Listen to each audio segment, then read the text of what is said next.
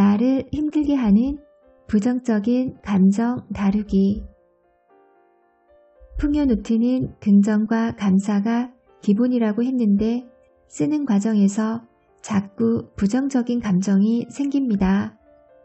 이렇게 쓴다고 과연 될까 싶기도 하고요. 부정적인 감정은 어떻게 다스릴 수 있을까요? 목표와 부정적인 감정, 이 둘의 관계는 참으로 엄청나게 많은 질문을 받았던 부분이고 아직도 받고 있는 부분이네요. 여기에서는 먼저 부정적인 감정이 과연 무엇을 의미하는가부터 이야기해 보려 합니다.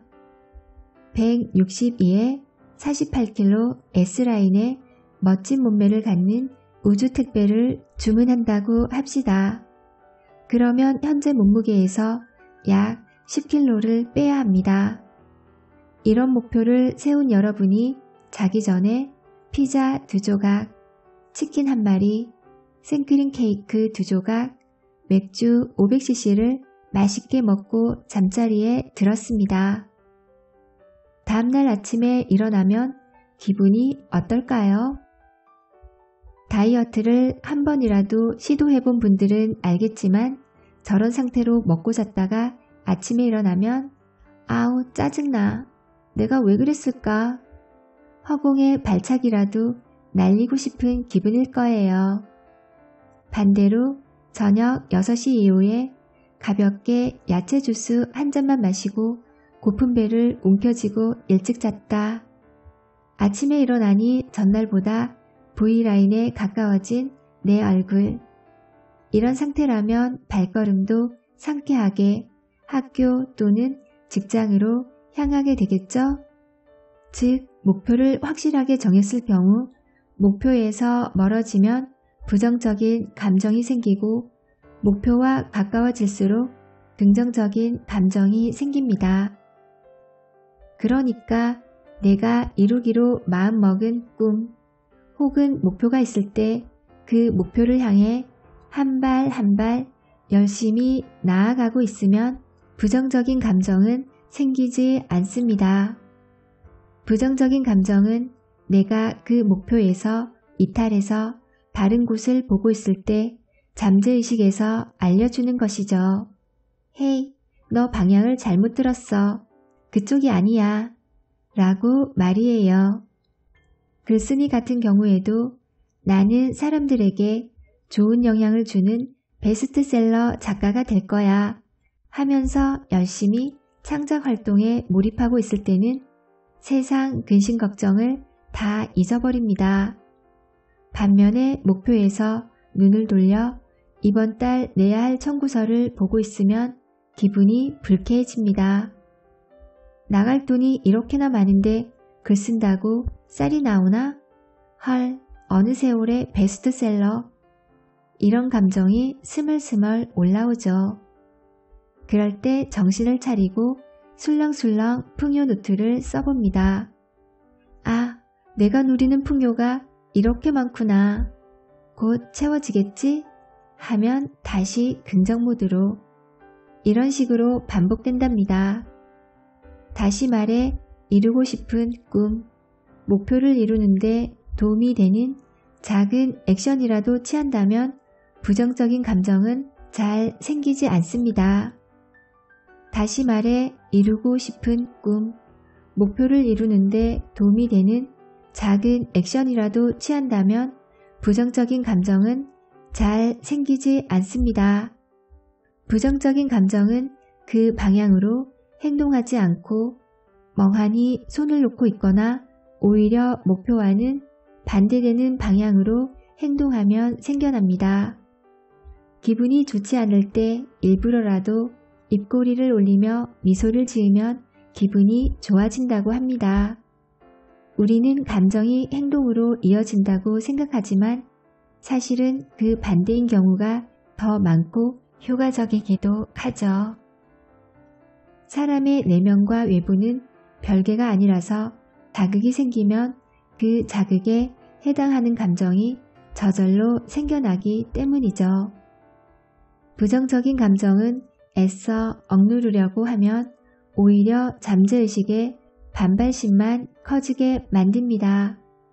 자연스럽게 그 감정을 인정하고 단 시선을 돌리는 법을 연습하면 해결되리라 봅니다.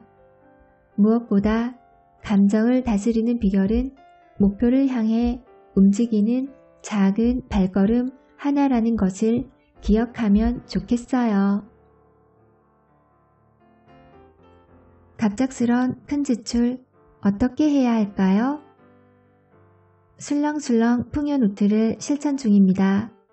그런데 지름신이 와서 고가의 물건을 덜컥 구매하게 되었네요. 풍요노트 덕에 작은 돈은 잘 모여서 좋았는데 갑자기 큰 돈을 쓰게 되어 마음이 불편합니다. 이럴 때 풍요노트를 어떻게 활용해야 할까요? 고가의 물건, 자동차, 고가의 명품, 오디오, 최신상 IT기계 등등을 구입하고 나면 많은 분들이 좋아하는 물건을 손에 넣어서 기분 좋은 것도 잠시 이내 다른 생각이 듭니다. 우선 큰 지출을 했으니 이제부터 절약해야겠어 라는 근검절약 모두가 발동합니다. 안 하던 전기코드 뽑기도 실천하고 스타벅스 커피도 끊어보고 친구 만나는 횟수도 줄이겠다고 생각하죠. 문제는 절약 모드에 들어가서 자기가 평소에 누리던 것을 못 누리고 궁핍하게 지내면 큰 지출을 하게 만든 물건에 대한 만족감이 점점 떨어진다는 것입니다.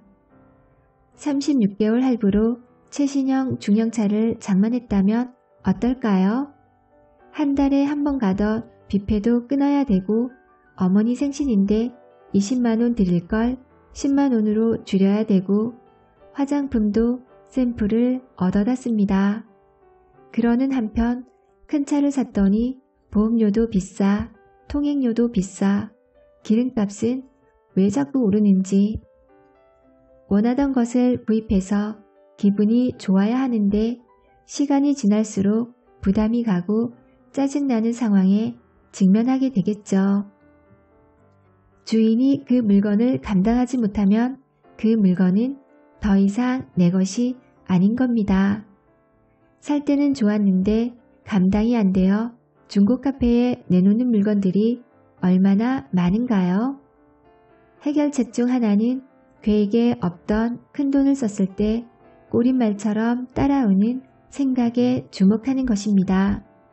즉 다른 부분에서 아껴야지, 절약해야지 라고 하기보다 나는 이 물건을 부담 없이 감당할 수 있도록 좀 더 많은 풍요가 생기기를 허용한다 하며 풍요노트를 꾸준히 쓰는 거예요.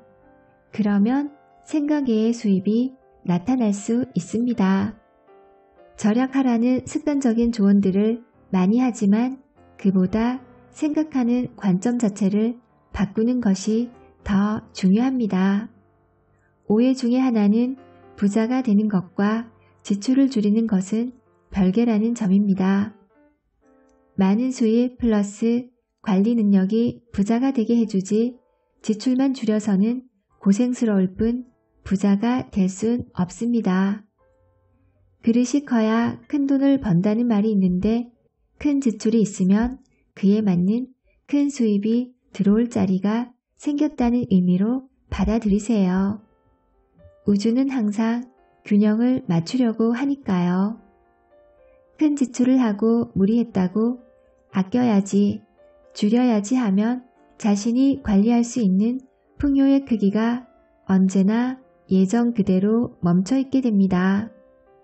200cc짜리 컵에 1.5리터의 물을 담을 수는 없겠죠?